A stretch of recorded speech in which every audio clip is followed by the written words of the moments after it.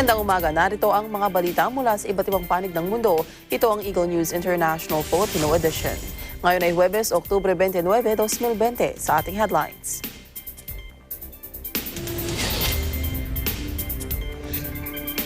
Higit kalahating milyong residente sa Central Coastal Region ng Vietnam inilikas dahil sa inaasahang pananalasa ng Typhoon Molave. Higit 70 million citizens ng Amerika nakaboto na para sa US presidential elections. Daily COVID-19 deaths sa Europa tumaas ng halos 40% kumpara noong nagdaang linggo. Melbourne, Australia, nagbukas na ng dining at shopping business matapos ang 4 na buwang COVID-19 lockdown. Ako po si Maricar Velasco, ang inyong magiging tagapagbalita. Sa detalye ng ating mga balita, higit kalahating milyong residente ng Vietnam ang inilikas mula sa Central Coastal Region nito dahil sa inaasahang pananalasa ng Typhoon Molave. Ang nasabing bagyo ang ika-4 na bagyong tatama sa nasabing bansa sa loob ng ilang linggo. Isinara na ang mga paaralan at mga dalampasigan sa lugar. Marami na ring flights ang kanselado. Sa ulat ng state media, sinabi ni Hoang Phuc Lam, Deputy Head ng National Forecasting Center ng Vietnam, ang bagyong Molave ang isa sa pinakamalakas na bagyo na tatama sa kanilang bansa sa nakalipas na 20 taon. Ayon sa Disaster Management Authority, higit 500,000 individuals ang ililikas muna sa mga temporary shelters. Naghahanda pa ang mga pulis sa Philadelphia sa inaasahang panibagong magdamag na protesta. Daan-daang demonstradora ang nagtungo sa mga lansangan nitong Lunes matapos na barilin ng mga pulis at napatay ang black man na may hawak na kutsilyo. Ito ang pinaka-latest na police killing na nagdulot ng pagkagalit sa ilang mamamayan sa Amerika isang linggo bago ang eleksyon doon. Higit 70 na ang naaresto sa protesta dahil sa riots at looting sa lungsod, habang 30 pulis ang nasugatan, kabilang ang isang pulis na nabali ang binti matapos na mabangga ng truck. Sabi ni Philadelphia Police Commissioner Daniel Outlaw, inaasahan na nila ang tsansa ng pagkakaroon ng karagdagang insidente ng civil unrest. Dahil dito, gagawaan niya sila ng mga karagdagang hakbang para mapanatili ang kaayusan, kabilang ang pagpapaigting sa presensya ng mga pulis at pagdedeploy ng looting response team. My position should be clear that that was an unjustified shooting. I think you saw it as well. We all saw it. It's an unjustified shooting. We have a person who has mental health issues. We're going to vet those out as the process continues. But we have officers who I think are not properly trained to deal with those mental health issues. What I said was his wife told them that he was manic and bipolar. When the officers were standing at the foot of these steps. Okay? And we should note, too, that the police were not called. Originally, the phone call that was made to the city of Philadelphia was for an ambulance. Correct. For an ambulance. Nangampanya si Democratic Vice Presidential Candidate Kamala Harris sa Reno at Las Vegas sa Nevada. Pinatikos ni Harris ang pagtugon ni US President Donald Trump sa COVID-19 pandemic. Isinulong din niya ang Biden-Harris tax plan. Umapela rin si Harris sa mga botante na mahalaga ang gagawing desisyon sa pagboto. You know what else will be at stake? Free birth control. Free mammograms, free cancer screenings. All of that is at stake. Not to mention a woman's right to make a decision about her own body. They know our power. They know when we vote, things change. They know when we vote, we win. You know, if you think about our democracy as kind of a house, you know, yeah, the shingles have fallen off a little bit. But the house is still standing. The house is still standing. And I'll tell you why, because I do believe Higit 70 million citizens ng Amerika ang nakaboto na para sa US presidential election. Ayon sa tally mula sa US Elections Project, higit kalahati ito ng kabuang turnout noong 2016 election. Sa November 3, nakatakda ang eleksyon sa Amerika. Makakatunggali ni US President Donald Trump sa eleksyon si Joe Biden. Halos kalahating milyong katao sa Amerika ang tinamaan ng COVID-19 sa nakalipas na 7 araw. Ayon pa sa Reuters tally, higit 5,600 individuals ang nasawi mula sa virus sa buong Amerika noong nakaraang linggo. Tumaas din nila ng hanggang 13% ang bilang ng mga naoospital. Sa Illinois, higit 31,000 na bagong kaso ng COVID-19 ang naitala sa nakalipas na 7 araw. Samantala, isasagawa sa Indian state ng Bihar ang eleksyon sa gitna ng COVID-19 pandemic. Miyerkules ang unang round ng botohan sa estado. Ang nasabing eleksyon ang kauna-unahan sa India mula nang magpatupad ng istriktong virus lockdown si Prime Minister Narendra Modi noong Marso.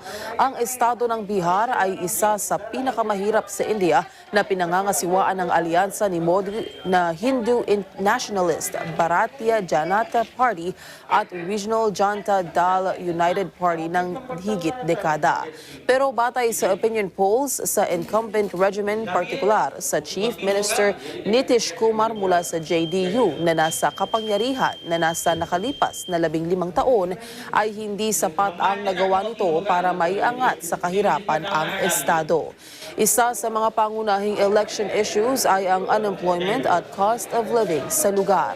Sinisikap din ng national government na mapanatili ang presyo ng sibuyas na isa sa pangunahing sangkap sa Indian cuisine.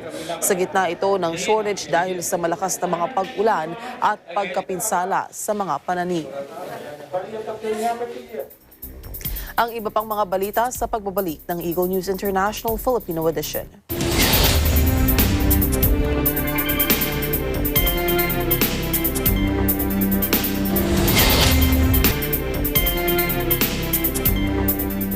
Tumaas ng halos 40% ang daily COVID-19 deaths sa Europa kumpara noong nagdaang linggo. Sinabi ito ng World Health Organization o WHO sa BBC. Ayon kay WHO spokeswoman Dr. Margaret Harris, kabilang sa may pagtaas sa kaso ng COVID-19 ay ang France, Spain, United Kingdom, Russia at the Netherlands. Ang nakababahalaan niya ay nagsisimula ng mapuno ang intensive care units sa mga ospital. Sa unang pagkakataon, lumampas sa 1,200 ang naitatalang coronavirus infection sa Greece sa loob ng isang araw. Batay sa tala ng Greece Health Authorities, umabot sa 1,259 ang confirmed COVID-19 infections noong nakaraang araw. Unang naitala ang 715 na bagong virus cases noong Lunes sa Greece. Mayroon ding 12 nasawi dahil sa virus. Dahil dito, umapela ang mga otoridad sa mga mamamayan na ipatupad ang social distancing at health protocols. Ilang matataas na opisyal din sa bansa, kabilang na ang Health Minister at ang Minister of Education and Religious Affairs ay nagpositibo sa virus. Nag-apply ang Russia sa World Health Organization para sa accelerated registration at pre-qualification ng Sputnik V coronavirus vaccine nito. Nitong Martes, sinabi ng Russian Direct Investment Fund o RDIF na sa pamamagitan ng accelerated registration, ang Sputnik V ay magiging available sa buong mundo sa mas maikling timeframe kumpara sa karaniwang procedure. Ang Russian Federation nila ay kabilang sa mga naunang bansa na nag-apply sa WHO para sa pre-qualification ng bakuna nito laban sa COVID-19. Dagdag pa ng RDIF, kung magiging matagumpay ang pre-qualification, ay mapapabilang ang Sputnik V sa listahan ng mga gamot na ginagamit ng international procurement agencies at mga bansa para magsilbing gabay sa butuhang pagbili ng mga gamot. Ilang Western scientists ang nagpahayag ng pagkabahala sa Russian vaccine. Babala ng mga ito ang pag-usad nito ng mabilis ay maaaring maging mapanganib. Inaprubahan na ng gabinete ng Japan ang plano ng gamitin ang public funds para magkaloob ng libreng COVID-19 vaccine sa publiko.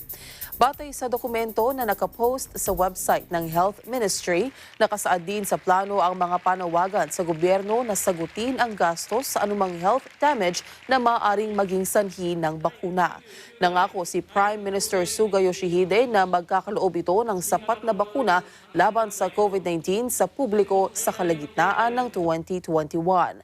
Ang Japan ay mayroon ng kasunduan para sa daang-daang milyong doses ng COVID-19 vaccines mula sa mga kumpanyang AstraZeneca at Pfizer. Simula sa susunod na linggo, papayagan na ng Hawaii ang mga bibisita mula sa Japan na huwag nang sumailalim sa 14-day quarantine requirement kapag nagnegatibo ang mga ito sa COVID-19 test. Gayunman, ang mga Japanese travelers ay kailangan pa ring sumailalim sa 2 linggong quarantine pagbalik nila ng Japan. Ang mga travelers ay kailangang sumailalim sa COVID-19 test mula sa isang approved clinic o ospital sa Japan sa loob ng 72 oras bago ang kanilang biyahe. Bago ang pandemic, nasa 5,000 turista mula sa Japan ang bumibisita sa Hawaii. Binuksan na ng Melbourne ang mga shops, restaurants at hotels pagkatapos ng 4 na buwang coronavirus lockdown. Magugunitang ang estado ng Victoria at ang capital na Melbourne ang naging epicenter ng COVID-19 infections. Samantala, dahil sa pag-alis ng ipinapatupad na restrictions, nasa 180,000 manggagawa ang nakabalik na sa trabaho. Sinabi ni State Premier Daniel Andrews na mahalaga lamang na laging sundin ang mga ipinapatupad na tuntunin at tiyaking napoprotektahan ang mga staff at customers. Bumaba ang international tourist arrivals sa unang 8 buwan ng 2020 dahil sa COVID-19 pandemic. Ayon nito sa World Tourism Organization o WTO. Sa statement ng Madrid-based UN body, ang peak summer season sa Northern Hemisphere ay apektado ng travel restrictions. Noong Hulyo nila ang tourist arrivals ay bumaba ng 81% at 79% naman noong Agosto. Dagdag pa ng WTO, aabot sa $730 billion ang nawalang kita na higit 8 beses kumpara sa naitala noong 2009 economic crisis. Sabi ni WTO Head Zurab Pololikashvili, mayroon itong epekto sa social at economic at milyong-milyong trabaho at mga negosyo ang nasa panganib. Ang Asia and Pacific region na unang tinamaan ng pandemya ay may pinakamataas na naitalang pagbaba ng tourist arrivals na nasa 79%. Sinundan ito ng Africa at Middle East na nasa 69% ang ibinaba sa tourist arrivals. Sa pagtaya ng WTO, ang international tourist arrivals ay bababa ng 70% sa kabuuan ng 2020. Di rin nila ito makaka-recover bago ang katapusan ng 2021. Isa sa 5 eksperto na kinonsulta ng UN body ang nagsabi na inaasahan pa lamang ang rebound sa 2022. Ang iba pang mga balita sa aming pagbabalik.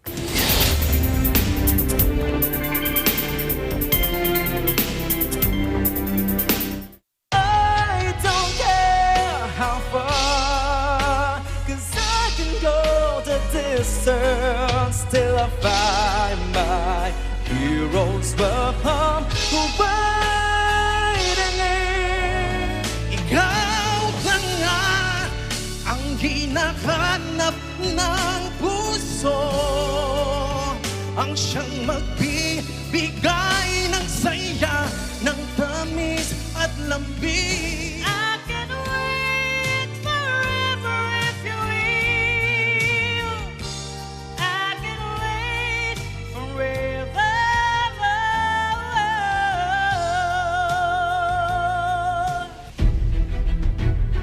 Napakalinis. It's so clean when you do the high notes. Bagay na bagay sa yung Tagalog song. You have your own identity. Napakahirap pala i-judge itong mga ito pag sobrang mga galing talaga. Mas matinding sagupaan sa kantahan ng ating mawitness. Abangan ang tapatan. Ito po ang Tagisan ng Galing Part 2 Singing Edition.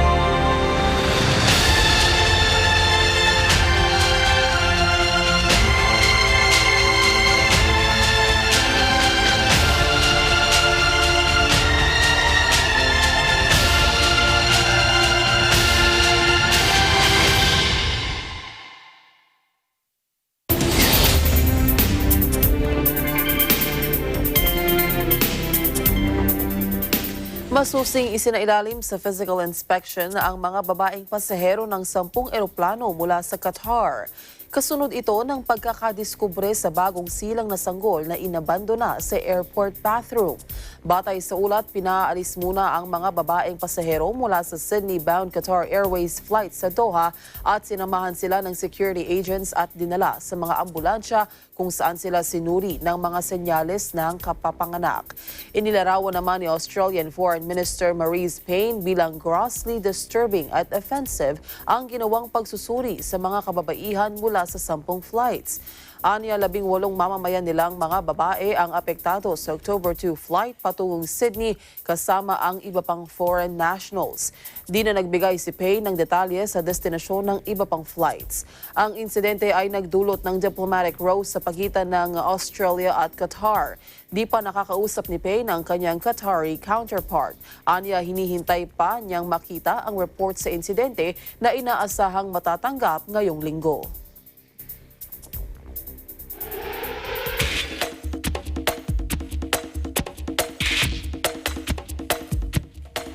Posibleng magtayo ang Tokyo 2020 organizers at Japanese officials ng Infectious Disease Control Center kasunod ng debate tungkol sa kaligtasan ng mga atletang lalahok sa Tokyo Olympics laban sa COVID-19.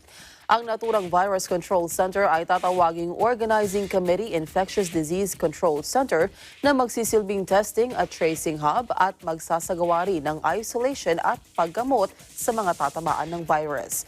Kinumpirma ito ni Tokyo 2020 Chief Executive Toshihiro Muto sa isinagawang pagpupulong kasama ng city officials, government representatives at task force group na siyang in charge sa paggawa ng guidelines para sa mas ligtas na pagsasagawa ng Olympics sa susunod na taon. Nakapokus ang ginawang pagpupulong sa health and hygiene measures ng mga atleta, support staff, spectators at ng media. Sa ating light news, sumapit na sa kanyang ika-9 na buwan ang baby panda na isinilang ng 22-year-old panda na si Mei Xiang. Sa latest video footage na inilabas ng Washington Zoo ay makikita ang carol moments ng mag-ina. Makikita rin na kaya ng gumapang ng baby panda, katunayan na malusog ang pangangatawan nito. Kamakailan lang ay inanunsyo ng Washington Zoo ang gender ng baby panda at ito ay baby boy. Ito na ang pang-apat na offspring na matagumpay na isinilang ni Mei Xiang na nasaksihan sa buong mundo via webcam footage. Dahil dito ay kinilala si Mei Xiang na second oldest documented giant panda in the world to give birth. Ayon sa Washington Zoo, nasa 2,000 giant pandas ang kasalukuyang nananatili sa natural habitat ng China habang 600 naman ang naninirahan sa mga zoo at breeding centers ng iba't ibang bansa. Pagsapit ng ika-4 na taon ng bagong silang na panda ay dadalhin ito sa China bilang pagsunod sa partnership contract ng zoo at ng China. At yan ang kabuuan ng mga balita mula sa iba't ibang bansa. Ito ang Eagle News International Filipino Edition. Sa pangalan ng mga bumubuo sa Eagle News Service, ako po si Maricar Velasco and we live in interesting times.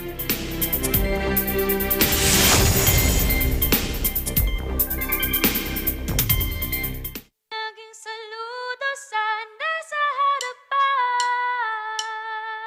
Kung may masihigit pa sa salitang salamat, yun ang dapat sa inyong humaharap at bumubuhat sa gitna ng kalamidad. Hindi ngayon natinag, patuloy nagsilbi at umalalay, di umilag sa banta ng sakit, tapos di makauwi sa pamilya niyong mahal.